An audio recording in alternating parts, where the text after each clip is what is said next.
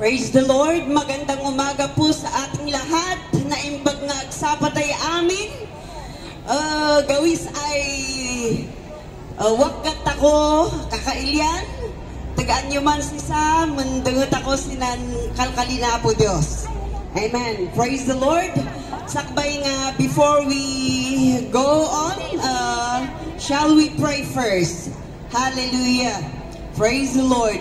Heavenly Father, we thank you so much, O God, for your love and grace. Thank you so much, O God, for your passion. Thank you so much, O God, for your love upon us. Even for this morning, O God, we just entrust everything unto Thee. Open up the hearts of each one who hear your word, O God, today, that you're going, O God, to bless them as they listen to you, O Lord. Thank you so much, Father God. We entrust everything unto Thee, O Lord God. We praise you, we glorify you, in Jesus' name. Hallelujah. Praise God.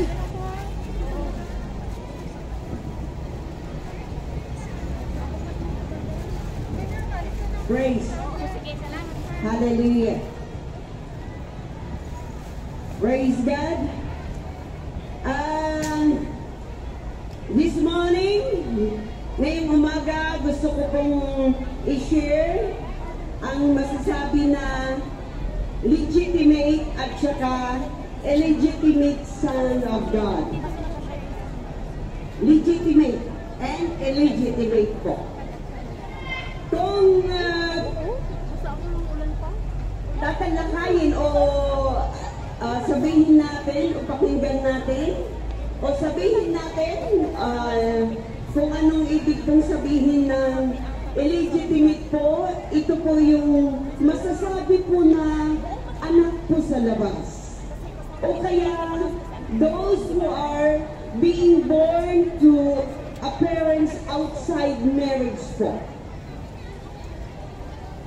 Sa masasabing legitimate son, yung pong mga anak po sa kasal o couple po na kasal, na ipanganak po doon sa coupled or wedded couple. Yan ang very short na ibig sabihin po ang legitimate son. Pero pag papakinggan po natin, lalo na regarding po sa mga legitimate son, na gaya sa Deuteronomy chapter 23 verse 8, sabi po doon, yung mga illegitimate son po, yung mga hindi po anak ng Panginoon.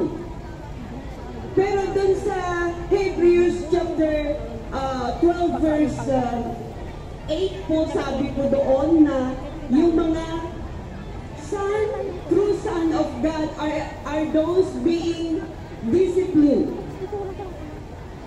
Those who are in God's family na masasabi. Pero pagpapakinggan po natin yung mga nasabing illegitimate son, masakit man po sa ating isipan, masakit man po na ating pakinggan ang ibig sabihin ng mga illegitimate, subalit po yun ang katotohanan. Mga anak sa labas, minsan ang sakit po, di ba?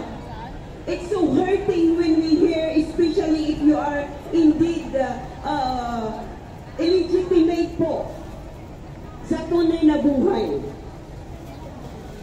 Nasasaktan po tayo pag tayo po ay nakakarinig ng mga ganong word po. And when it comes to illegitimate son, wala pong gaanong karapatan. They don't have the full right or right to inherit their father's inheritance. They are not being favored.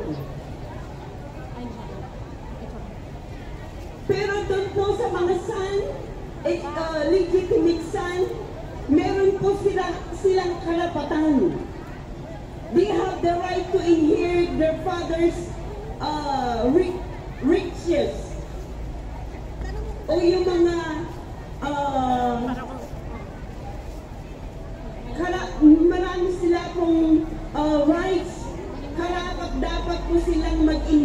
kung anuman ang kayamanan ng kanilang magulang o kaya ang kanilang ama. Ganon din po sa spiritual.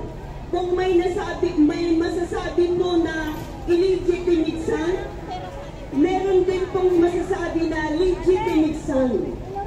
At yun nga po ang sabi sa Hebrews chapter 12 verse 8, na yung dinidisiplina po ng Panginoong Jesus, sila po ang masasabing true son of God.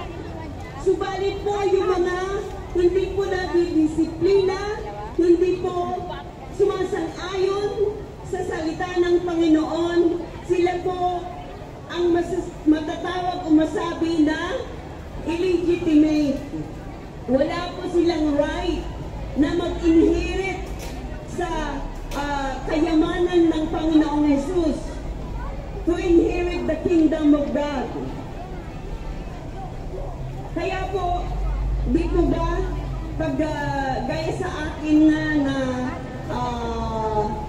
hindi man po masasabi na illegitimate, kundi po pangalawang anak po sa kanyang ng parents sa kanyang asawa, subalit wala pong gaanong ma-inherit sa mga kayamanan ng aming magulang. How much more sa mga masabing illegitimate? We are being hurt when they heard the word that you are a bastard. You are illegitimate. Wala kang karapatan na mag-inherit o kaya maggamana ng kayamanan o yung meron sa ama ng legitimate son. Subalit po, meron pong good news. Meron po tayong matawag na magandang balita. Hello, napapakinggan po ba natin?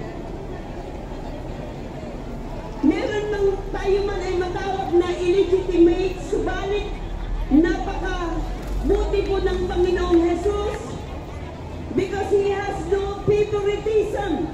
Lahat po ng kanyang nilalang sa mundong ito, gusto niya po na maging legitimate na anak po niya. At wala pong ibang way, wala pong ibang daan, kundi ang pagtanggap sa kanyang bugtong na anak. The only way for us to become legitimate son of God is to acknowledge the Son of God, no other than the Lord Jesus Christ. That is the only way that it says in 1 John 1, 9, kung tayo man ay matatawag na illegitimate, matatawag na makasalanan, subalit kung tayo po ay being honest, being humble, and we will just acknowledge the Son of God, we will just call upon His name and receive Him, confess our sins, then we will have the right to become Son of God or being called legitimate Son of God. Hallelujah! Kaya nasaan po man tayo, kung tayo'y nakikinig sa salita ng Panginoong Jesus, physically we are legitimate son. And even right now, if you have no Jesus in your life, in your heart, this is the time for you. If you want to be acknowledged as legitimate son of the living God, then it's high time for you to come and acknowledge and accept Jesus in your life so that you will be called also a legitimate son of the living God. God is so loving that He don't want each one of us to be perished or to be called forever illegitimate son, for us not to inherit the kingdom of God. But God is so merciful. God is so loving. Ano man po ang yung sitwasyon ngayon, maybe you are being hurt, being called considered illegitimate. Wala po tayong karapatan. Subalit ngayon, masasabi ko sa iyo, kababayan, masasabi ko sa iyo, kakailian, may bagakken ka nga adda iti right tayo, babaon iti panag tanggap tayo, ano pa ng awag tayo, as we come unto the Lord Jesus, confess our sins and accept Him in our life. And I assure you that you will be included to be called legitimate son of the living God. Ngayon po, nasaan mo po man tayo, this is the right time for us if we want to be included to be called legitimate son. Everyone is welcome to come in this place, to acknowledge, to give ourselves. If you want to be called legitimate son of the living God, it's high time for you to acknowledge Jesus in your life. It's high time for you that even though you are being hurt, you are being set aside, but this time if you are willing,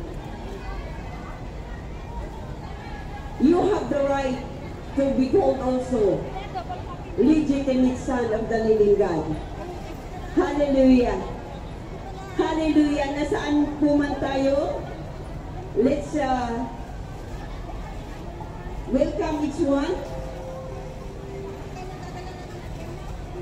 so that we will be called also legitimate son of the living God by accepting the Lord Jesus in our life. Amen? Tunay nga na being legitimate, ayaw naman po ng Panginoong Jesus na sa tunay na buhay dito sa mundo, tayo'y matawag na illegitimate son of God, we are being set aside. Pero ang Panginoong Jesus ayaw niya na forever na tayo'y matawag na wala tayong karapatan. Wala tayong, hindi tayo maka-inherit ng kingdom of God. God is giving us a chance. And the chance is for us to acknowledge Jesus. For us to receive Jesus in our life. And I assure each one that you